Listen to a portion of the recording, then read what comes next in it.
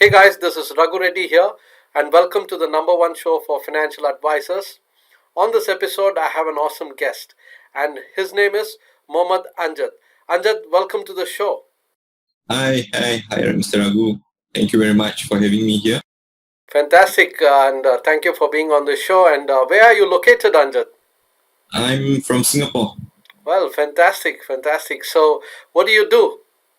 I specialize in helping working professionals to protect their health and wealth and retire 10 to 15 years earlier through my customized financial planning.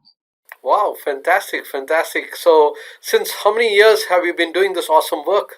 This is my ninth year running. Wow, Yeah. very good. 9 years of awesome journey of making a difference. So, Anjad, how has your 9 years been in as a financial advisor? It has been a roller coaster ride, but I have been enjoying it most of the time. There have been ups and downs, but what keeps me moving is that whatever challenges, setbacks I face, uh, I always remind myself that I'm in a noble business where I make a difference in people's lives and helping families. When the time comes, we our solutions give them the best comfort. Wow, fantastic, fantastic, fantastic. So, Anjad, how did you become a financial advisor? So, what made you to choose this field? I've got a personal experience in my own family. One of my family members, my uncle, got a stroke while he was driving. Eventually, the car that he was driving got into an accident, and he was actually brought to the hospital, and he was bedridden for the longest time. So what happened was that he lost his income, he couldn't work, and his his wife and his 5 children found out that he didn't have any sort of insurance. So that affected the family very much because the children back then were still schooling. So they were in the midst of their secondary education, where there was just one or two who was just about to progress to tertiary education.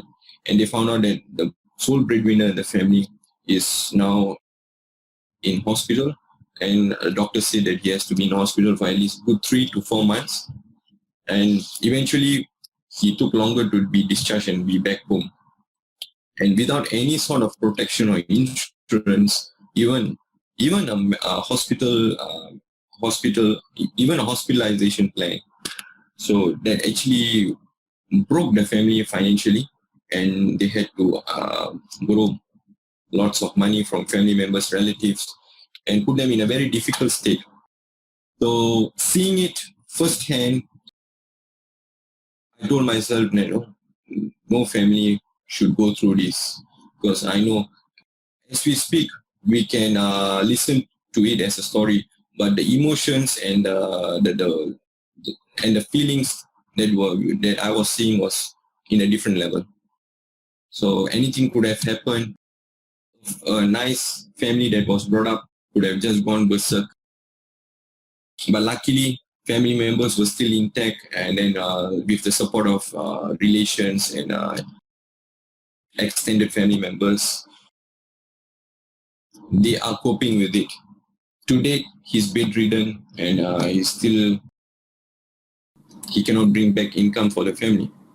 So, but the good thing is that time flies, and the children are grown up and they are already working. So, with the children's support, his wife is sustaining with his medication, his hospitalization bills, and whatnot. So, I don't want this to happen to anyone in the world, or for matter of fact, whoever I meet. So, I always tend to make it a point that I want to educate someone that I meet and make a difference in their lives, not to sell a solution, rather. Well, fantastic, fantastic. And that's why I call financial advisors as financial doctors. It's such a noble profession. Oh, for sure. Just like a doctor, you guys protect the lives of families, and that's the best part, of this profession. Really wonderful, awesome, awesome. So you see, when you came into the industry, 9 years back, I'm sure initially you faced a lot of struggle. So the question is, how were you able to overcome that struggle? Initially, when I came into the industry, I was like, oh no, what have I gotten myself into? I thought I would be able to manage it, but when I came in, it was a rude shock to me. Those rejections, challenges that I was facing, people saying no to me, slamming the phone on me and all. I feel very down and flawed. What I did was I spoke to my director. He gave me some encouragement and confidence saying that you can do it. And he told me what are the fine prints that I need to follow so that we position ourselves not as a typical salesman, rather as a professional to make a difference in their lives. Then on, I took his advices, implemented into what I was already doing. And then with that, I started to see a lot of changes in the way my business started to unfold. Well, fantastic, awesome, awesome, awesome.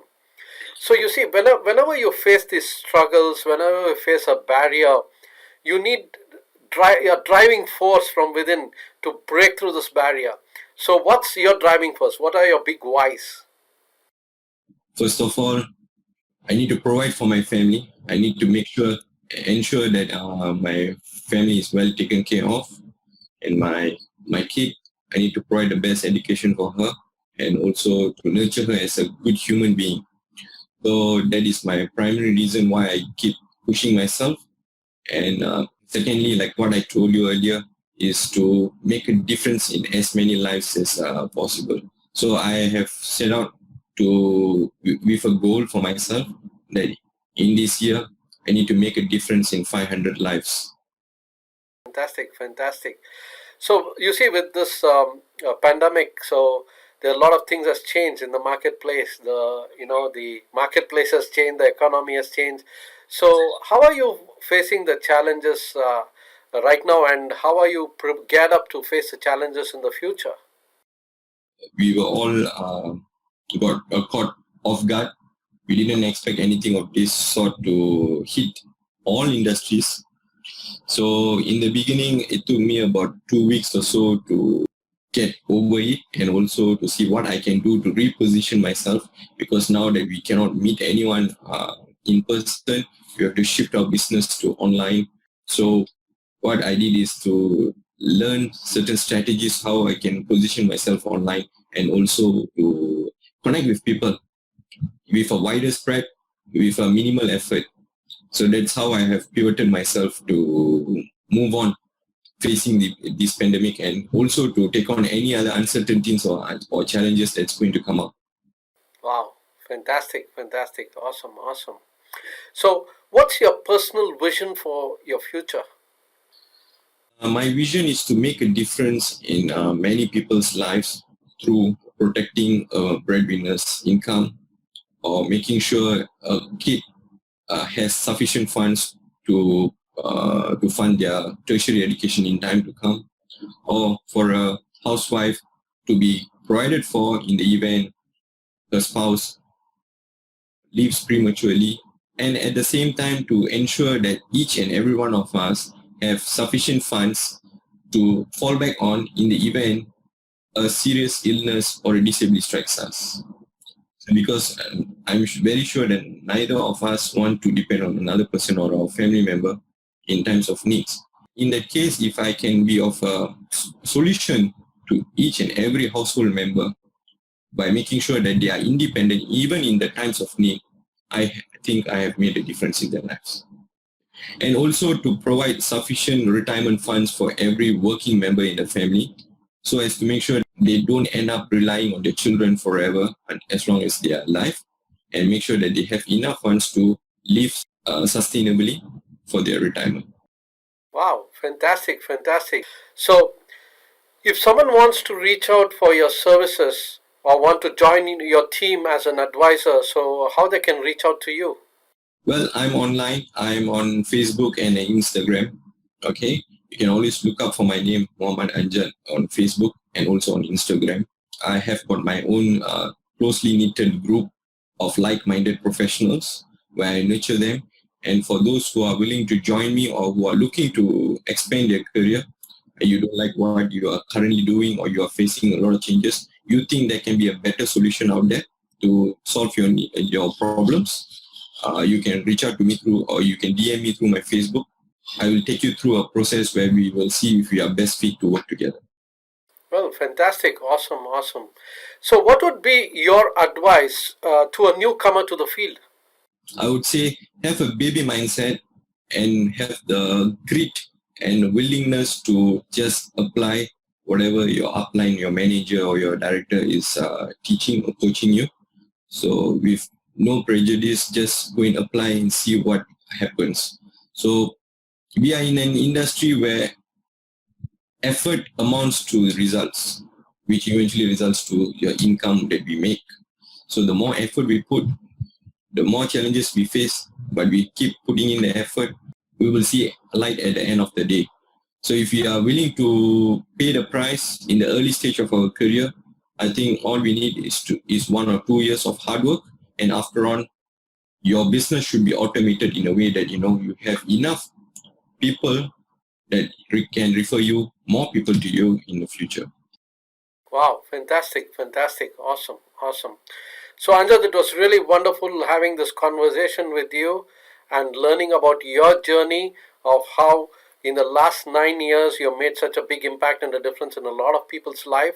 I wish you all the very best for your future, not only to grow yourself better, and also, most important, is to expand your team of advisors and make them world class so that they can make a difference in a lot of people's lives. I wish you all the very best. Thank you very much. Thanks for your wishes, Mr. Raghu.